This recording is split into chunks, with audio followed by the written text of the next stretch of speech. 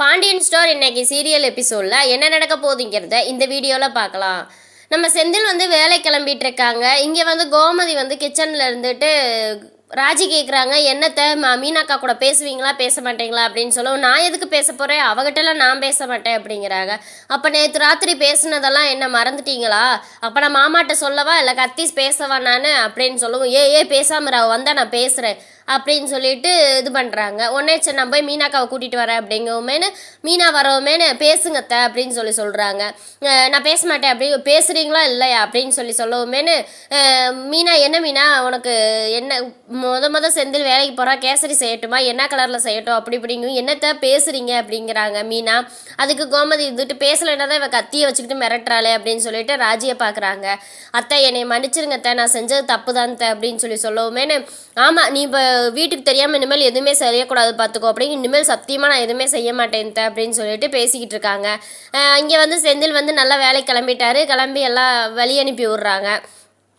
All the பெஸ்ட்டடா தம்பி எல்லாம் அப்படின்னு சொல்லிட்டு சரவணன் கதிர் எல்லாம் சொல்லி அனுப்பி விட்றாங்க.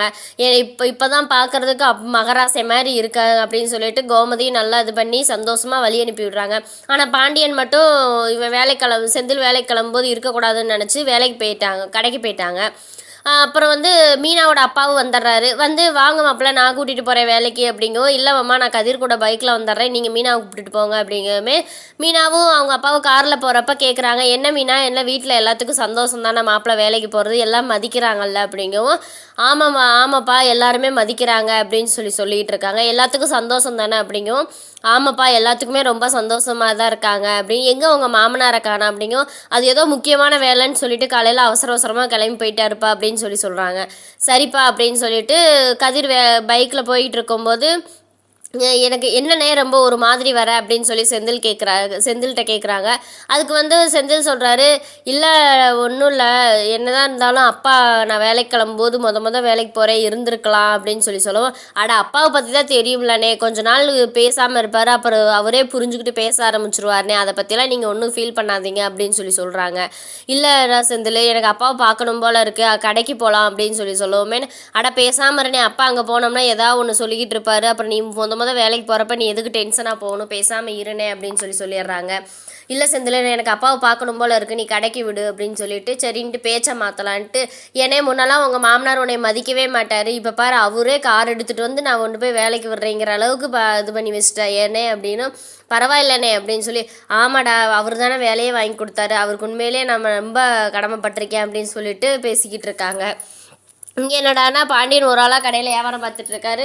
சரவணன் வரவும் சரவணன் பார்க்குறாங்க, பழனி வர்றாரு. இப்போ லேட்டாக வரவுமேனு, உங்களுக்கு கொஞ்சம் கூட அக்கறையே இல்லையாடா, நான் ஒரு ஆளாக கடையில் வேலை பார்த்து சாகட்டும்னு தானே இப்படி விட்டுட்டு போனீங்க, எங்கடா போனீங்க 2 பேரும் அப்படிங்கும்.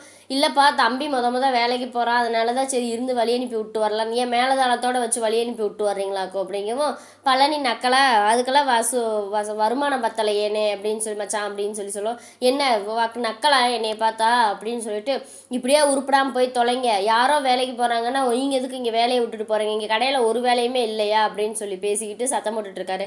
அட விடுங்க மச்சா நீங்கள் பேசாமல் இருங்க, வேலை தானே கஸ்டமர் இல்லையில அப்படின்னு, கடையில் கஸ்டமர் இல்லைன்னா வேறு எந்த வேலையுமே இருக்காதா, போய் வேலையை பாருங்கள் அப்படிங்கவுமே சரவணன், விடுங்கப்பா அந்த வேலை தானே நானும் அம்மாவை இப்போ ஒரு 10 நிமிஷத்தில் நாங்கள் பார்த்து முடிச்சிடுறோம் அப்படின்னு சொல்லவுமேனு, நீ ஒருத்தர் தானே உண்மையிலே உருப்படியாக இருக்க, நீயும் இவங்க கூட சேர்ந்து கெட்டு போயிடாத அப்படின்னு சொல்லிட்டு, எனக்கு கொஞ்சம் வெளியே வேலை இருக்குது நான் போயிட்டு வரேன் அப்படின்னு சொல்லிட்டு போயிடுறாங்க.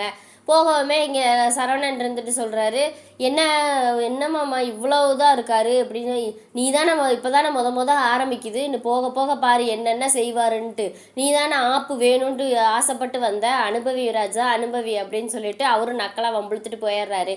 இங்கே என்னடானா மயிலுங்க அம்மாவும் எப்படியாவது இந்த குடும்பத்தை பிரிச்சிடணும் அப்படின்னு சொல்லிட்டு அவங்களும் பிளான் போட்டுக்கிட்டு 1க்கு 2 மயில் பண்ண தப்பையெல்லாம் அப்படியே மறைச்சிட்டு மயில் வேணுங்கிறதெல்லாம் வம்பிழுத்து விட்டுட்டு இருக்காங்க. ஆனால் அதை யாரும் காதில் வாங்கி போடுற மாதிரி தெரியல. சரவணன் ஒரே தான் சொல்லிடுறாரு, நீ சொன்ன பொய்யெல்லாம் வெளியே சொன்னேன்னா எல்லாத்துக்கும் எவ்வளோ பிரச்சனை ஆகும்னு தெரியுமா, மீனாவது அவங்க புருஷனுக்காக கட்டின புருஷனுக்காக பொய் சொல்லிச்சு, ஆனால் நீ என்னென்ன ஒரு பொய்யை மறைக்க 1000 பொய் சொல்லி வச்சுருக்க, அதெல்லாம் நான் சொன்னேன்னா அவ்வளவுதான் பார்த்துக்கோ, ஆனால் அது நான் எதுவும் சொல்லக்கூடாதுங்கிற ஒரே காரணத்துக்கோசரம் நான் பேசாமல் இருக்கேன் அப்படின்னு சொல்லிட்டு, தயவு செஞ்சு இந்த நல்லவன் நாடகம் போடுறதெல்லாம் நீ நிப்பாட்டிக்கோ, அதெல்லாம் வெளியே போய் போட்டுக்கோ, என்கிட்டலாம் அந்த வேலை ஆகாது அப்படின்னு சொல்லிட்டு சரவணன் சொல்லிடுறாரு. இங்கே என்னடானா மீனாவை வந்து கோமதிகிட்ட இருந்து பிரிக்கணும், நம்ம போய் நல்லா ஒட்டிக்கணும்ன்ட்டு என்னென்னமோ வம்புழு தொட்டு பார்க்குறாங்க. கடைசியில் ராஜி எப்படியோ மீனாவையும் கோமதியும் ஒன்று சேர்த்து வச்சிட்றாங்க. இவங்க மயில் அப்போ தான் நினைக்கிறாங்க, என்னடா இது எப்படி சண்டை வந்தாலும் உடனே ஒன்று சேர்ந்துக்கிறாங்க, இவங்களை பிரிக்கவே முடியாது போல இருக்குது அப்படின்னு சொல்லிட்டு மயிலும் நினச்சிக்கிட்டு இருக்கிறாங்க.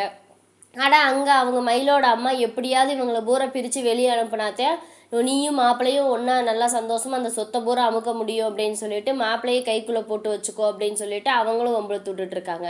இதில் வந்து என்ன பண்ண போகிறாங்கங்கிறத வந்து அடுத்த வீடியோவில் பார்க்கலாம். இந்த வீடியோ பிடிச்சிருந்தா மறக்காமல் லைக் பண்ணுங்கள், சப்ஸ்கிரைப்